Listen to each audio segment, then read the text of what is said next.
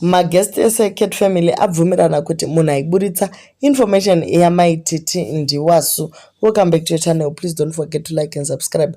Vari kuti ivo ma-ex friends amaititi ese haatane kuburitsa ma-true colors.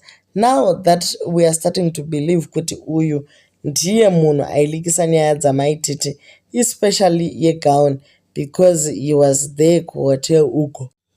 Nedzimwe dzese dziri confidential dzaingomuka dzakazara mumastrength. Why is it kubva zvaakabvako hatichadzinzwe? Munhu uyu aikonzeresa hoho uyu uri benzi waso. Ndosaka wakapedza 8 years uchishandira sadza, kukundwa naJokaube wemubhaibheri akatoshandira a whole wife pa7 years chaidzo.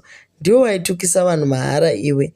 Vese ana Deliwe, vana Natali vachinzi ndo vaiburitsa guhwa uriwe zvako. But kungoti maititi vacho vane nharo.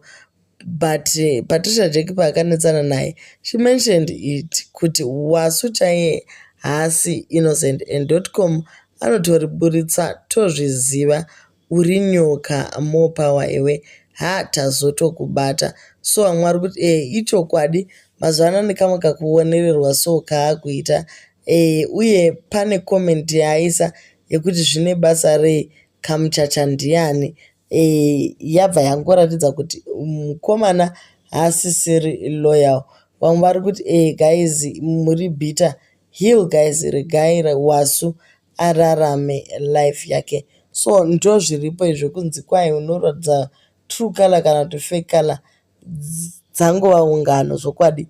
Wasu was only reacting to a post that was there, but vanhu ndo vanoda kuzobva vada kuona kuti iwe wasu hausi loyal, iwe wasu waita this and that, vachida kutanga kumudhisa.